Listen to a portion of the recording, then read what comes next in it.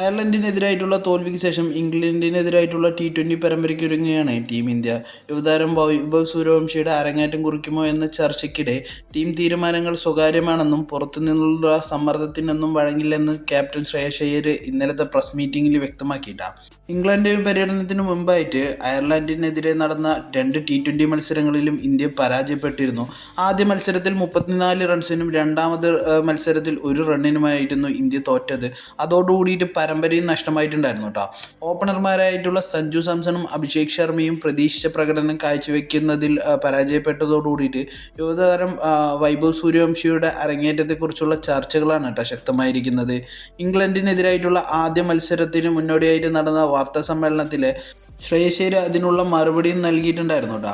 Team മാനേജ്മെൻറ്റിൻ്റെ തീരുമാനങ്ങൾ തികച്ചും സ്വകാര്യമാണെന്നും പുറത്തുനിന്നുള്ള സമ്മർദ്ദങ്ങൾക്കൊന്നും വഴങ്ങില്ലെന്നും ശ്രേയസ് അയ്യർ പറയുകയുണ്ടായിരുന്നു. ടീമിലുള്ള എല്ലാവരും മികച്ച പ്രകടനം പുറത്തെടുത്ത് വന്നവരാണെന്നും ലോകകപ്പ് വിജയിച്ച ടീമിലെ പ്രധാന താരങ്ങളെ പിന്തുണയ്ക്കുക എന്നതാണ് ടീമിൻ്റെ ഇപ്പോഴത്തെ ലക്ഷ്യമെന്നും വൈഭവ് ഒരു പ്രതിഭയാണ്, തീർച്ചയായും അവസരം ലഭിക്കുകയും ചെയ്യും, അതിനു വേണ്ടിയിട്ട് വെയിറ്റ് ചെയ്യേണ്ടി വരും എന്നുള്ള രീതിയിലായിരുന്നു കേട്ടോ ശ്രേയസ് അയ്യർ പറഞ്ഞിട്ടുണ്ടായിരുന്നത്. എന്നാൽ ഞങ്ങൾ എന്താണ് ചെയ്യാൻ പോകുന്നത് എന്ന് തികച്ചും സ്വകാര്യമാണ്, എതിരാളികൾക്ക് മുന്നിൽ ഞങ്ങളുടെ പ്ലാനിങ് വ്യക്തമാക്കുകയില്ല എന്നും ശ്രേയസ് അയ്യർ ഉൾപ്പെടുത്തിയിട്ടുണ്ടായിരുന്നു.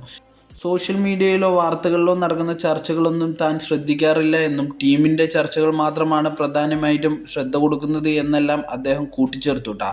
ഇതിൽ നിന്നെല്ലാം മനസ്സിലാക്കേണ്ട ഒരു കാര്യം എന്തെന്ന് പറഞ്ഞു കഴിഞ്ഞാൽ വൈഭവ് സൂര്യവംശി ഇംഗ്ലണ്ടിലും ബെഞ്ചിലിരിക്കാനാണ് സാധ്യത എന്ന് തന്നെയാണ് കേട്ടോ. എന്തായാലും മലയാളി താരം സഞ്ജു സാംസണും അതേപോലെ തന്നെ അഭിഷേക് ശർമ്മയ്ക്കും ഇനി അങ്ങോട്ടുള്ള 2-3 മത്സരങ്ങൾ അതികഠിനമായിരിക്കും ട്ടോ. അതിൽ ഇവർ രണ്ടുപേരും തിളങ്ങിയില്ല എന്നുണ്ടെങ്കിൽ എന്തായാലും അവരുടെ സ്ഥാനം തെറിക്കുമെന്നുള്ള കാര്യത്തിൽ യാതൊരു ഡൗട്ടുമില്ല. പക്ഷേ ആ ഒരു 2-3 മത്സരങ്ങൾ ഇവർ തിളങ്ങാതെ നിൽക്കുന്ന ഒരു സാഹചര്യം വരികയാണ് എന്നുണ്ടെങ്കിൽ തീർച്ചയായിട്ടും അത് ഇന്ത്യയുടെ വിന്നിംഗ് റിസൾട്ടിനെ എന്തായാലും ബാധിക്കുമെന്നുള്ള കാര്യത്തിൽ യാതൊരു ഡൗട്ടുമില്ല. അതുകൊണ്ട് തന്നെ അതോടുകൂടിയിട്ട് ആ ഒരു പരമ്പര തന്നെ നഷ്ടമാവാനുള്ള സാധ്യതയും മുന്നിൽ കാണുന്നുണ്ട്. ഇന്ത്യയെ സംബന്ധിച്ചിടത്തോളം ഈ ഒരു പരമ്പര കൂടി നഷ്ടമായി കഴിഞ്ഞു പറഞ്ഞാൽ അത് ഇന്ത്യക്ക് വലിയ തിരിച്ചടിയാവും എന്നുള്ളതാണ് ഇപ്പോഴത്തെ സാഹചര്യം കൊണ്ടെത്തിച്ചിരിക്കുന്നത് കേട്ടോ. അങ്ങനെ ഒരു സാഹചര്യത്തിൽ എത്തിക്കഴിഞ്ഞു പറഞ്ഞാൽ ഇന്ത്യയുടെ കോച്ച് ഗൗതം ഗംഭീറിനെ വരെ ആ ഒരു സ്ഥാനത്തിനെ ബാധിക്കാൻ ചാൻസ് ഉണ്ട് കേട്ടോ.